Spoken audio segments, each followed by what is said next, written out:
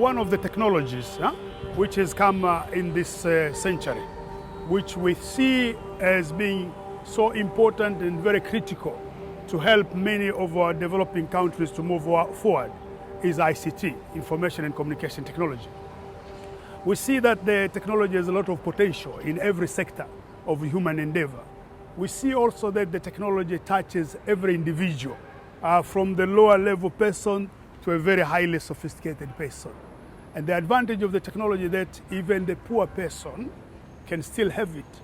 We have a good project on ICT for health, using mobile phone to improve mother and child care. And this is being done in Rufiji.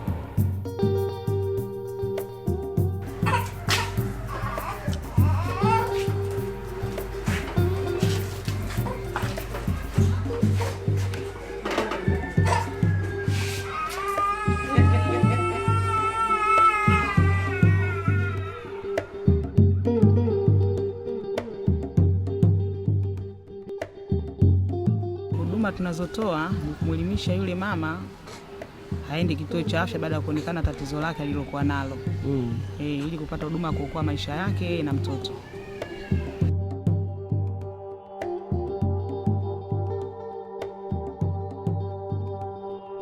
The core expectation or the ultimate goal is to improve mother and child health. The second is to reduce the deaths at the time of birth. So that was our ultimate goal. But the other component was trying to use ICT, mobile phone, televisions, web systems to make sure we improve the healthcare system itself.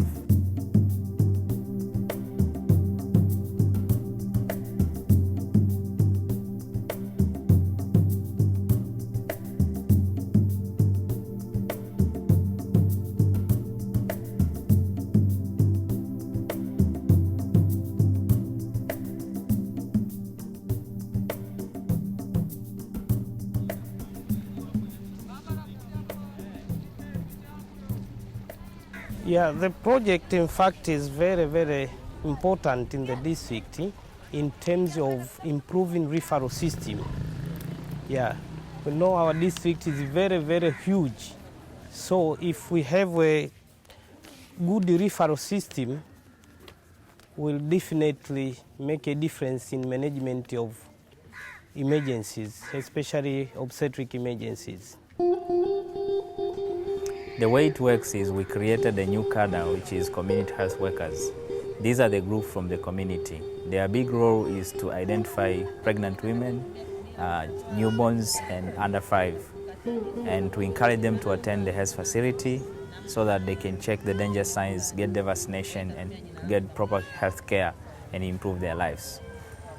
They were using a mobile phone to call and make referral, but also they were using mobile phone to collect data, meaning small biodata for child or for a woman, and then try to make some referral and follow-up so that to make sure they attend the health facility. Katika kuelimisha, kazi kubwa za kwetu ni hizo, na zaidi yake ni kumfuatilia na kuhakiki kweli ameenda na kweli amepata huduma kupitia yeye mwenyewe kwa matamshi yake na hali ya mabadiliko katika afya yake. Lakini tangia mradi umeanza mpaka sasa hivi, wale wazazi wenyewe kutokana na elimu waliokuwa wameipata, wakishaona tu zile dalili za hatari kwa mtoto, wanakimbilia moja kwa moja kituo cha afya kupata huduma au ushauri, na wanaweza wakaenda katika hospitali kubwa vile vile wakapata matibabu ile mtoto akawa ameendelea vizuri. 2011 mwezi wa 9. These people, they are really important. They are really important because they are living very close to the people. It's like other doctors in the villages. They can communicate with us and probably can give what to do before the patient can be referred. Initially, before the project, that was not done. The doctors and health workers were waiting them at the health facility. But now there's a communication between here and people at the village who are nearby this household or nearby the people themselves. Kwanza niseme kwamba mimi ningependa huu mradi uwe endelevu. Inawezekana baadaye ikashindikana kwa sababu kuna watu ambao walikuwa wanafanya hii shughuli, wale wa vijijini. Sasa wale kama hawatawezeshwa, unajua swala la kujitolea ni zuri, lakini kujitolea tu baadaye kama hakuwezeshwa, sidhani kama atakuwa anafanya kazi vile vizuri kama mwanzo. Unaweza kaelezea changamoto kwa ujumla unazokutana nazo katika? Naam, changamoto tunazo. Kwanza moja, kutokana na sisi mama tunatoka pale nyumbani, kwanza tunaenda ni sehemu ndefu kwa kutumia njia za miguu, hatuna usafiri. Moja, pia katika kujiwezesha kuhusu maraji. Pengine ningatoka hapa mpaka Feli kule darajani, inabidi nijitegemee mimi mwenyewe nilicho nacho. Aidha unaweza ukao umeshinda na njaa. Lakini kwa kuwa tunaamua kutumia kwa saidia jamii, tunajitolea tu. Mwanga, hatuna tabu. Tunasaidia taifa letu. The community health workers should be a cadre which is recognized by the ministry. We should find a good way to motivate them, to keep them.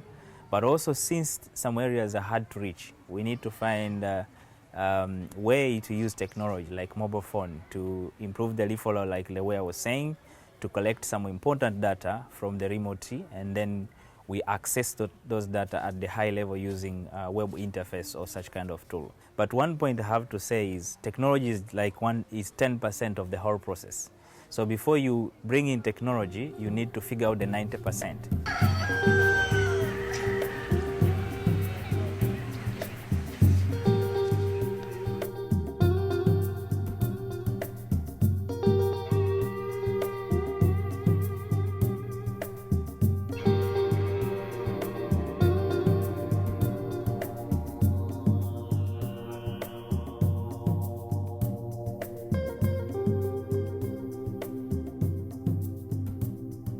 So we have this other project which was being implemented by the Commission for Human Rights on how people can file their human rights abuses to the Commission through the mobile phone. They send SMS, and we are happy with this because it's really working.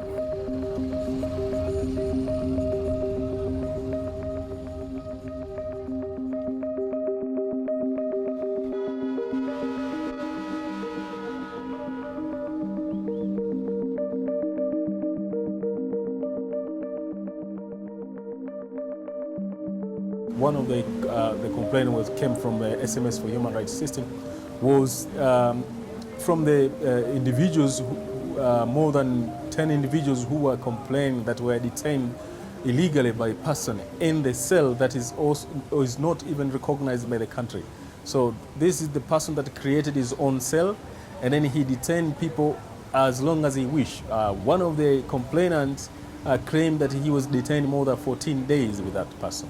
So that is so highly inhumane, and these are the things that we wouldn't have a position to hear if we didn't have the system like this.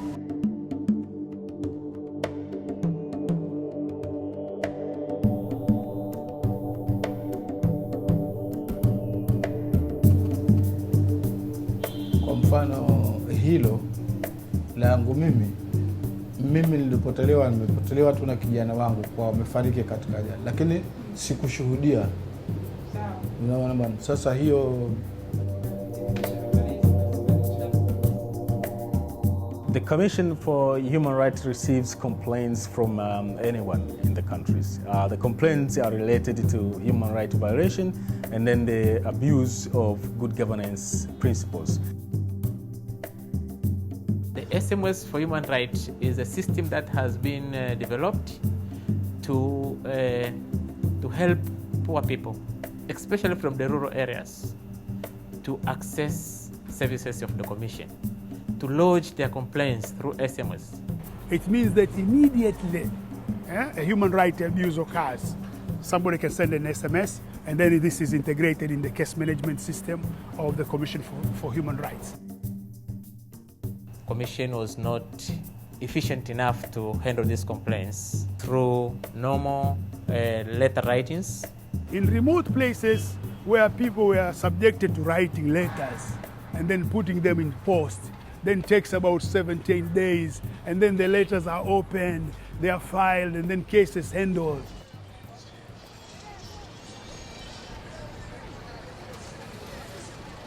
You have also to find who is the complainant. You write to him, then he replied to you, then you reply to the complainant. So that process can take about a year for the complaints to be concluded. Previously, we used to receive complaints from the people in the cities, majority of them were in the city. Now, the SMS for Human Rights system targeted people from the villages, people from the remote, and this is our new. We thought that there are so many complaints in the remote area, and then these are the people cannot afford to reach the commissions because it is too expensive for them.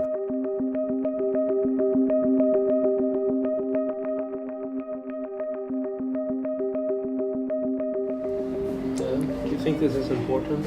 Yes, it's important. It helps those who cannot come straight to the commission.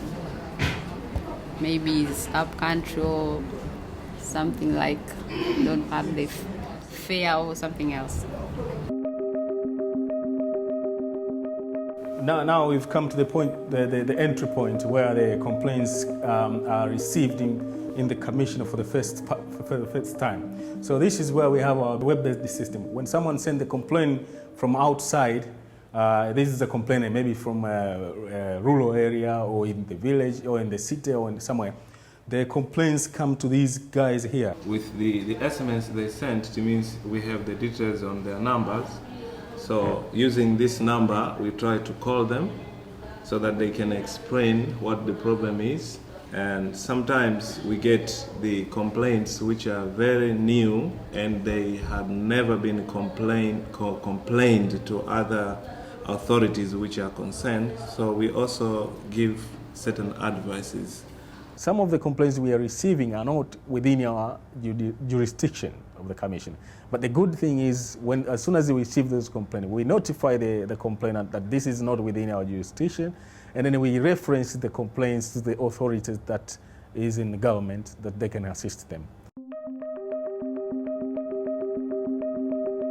We get more and more complaints, and also the public will be we raise awareness on human rights issues.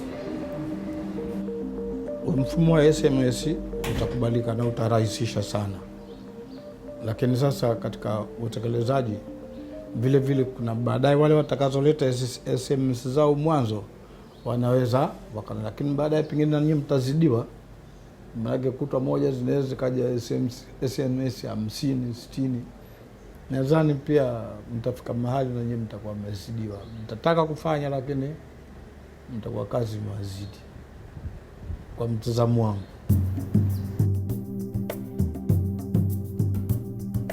People in rural areas are not yet aware of this system. So if they get aware of this system, I think it's the reliable one, easier one, and cheap one for them to lodge their complaints.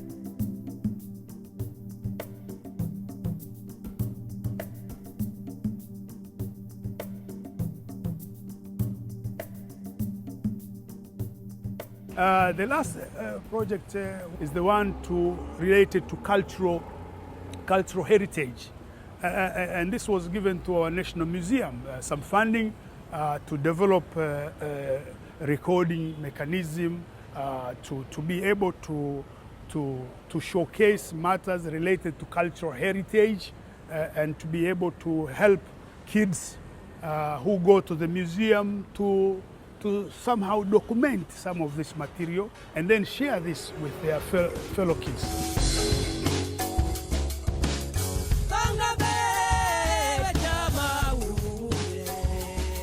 Afya tatu tunakosa mvua.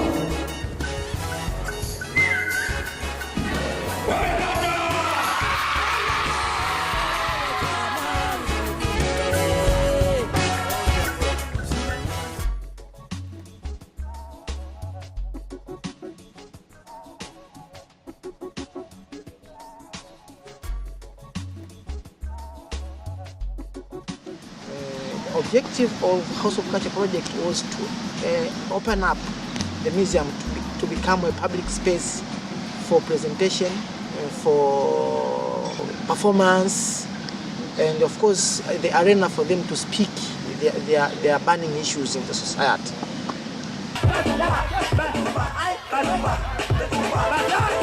Watakuvunja wewe, ushapiga sasa umechelewa basi.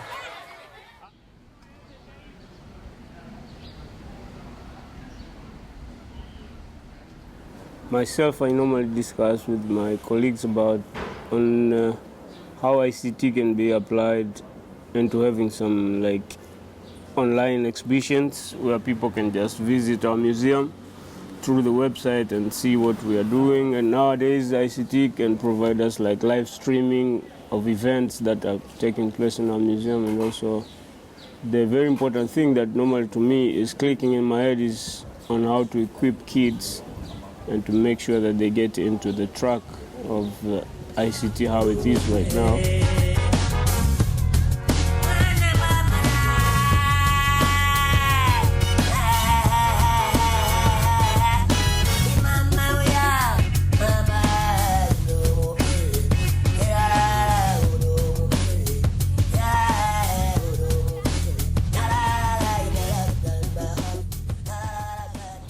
When kids come here, they get an opportunity to use cameras, for example, digital cameras, and they learn on how to take photos, edit them, put them on their emails and whatever. But also, they get the chance to go on stage and do some performances and do some educational things like question and answers, competitions, dancing and doing sports.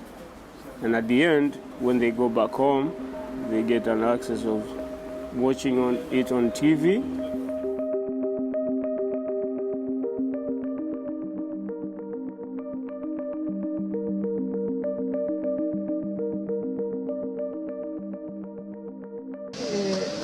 What we are saying that we want this place to become so visible to the public for having online collection, for having indexing our different exhibition and everything.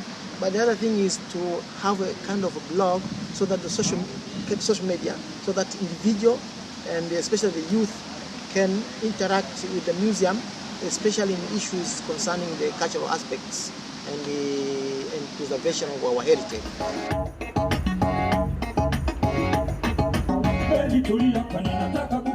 You know, here in Tanzania is quite different from the other abroad countries, you know. Most of the artists here, those who are doing great art, they don't have money, they don't have work to do, they just live in streets like this one. I just take him from the street. He just using clean cars and whatever, but he get talent to sing and he can play music. So the meaning of having a studio and helping them, we have to take from one step to another. And then if they generate things that is working, then now we'll sit down and start writing some contract so as we can help them. That is.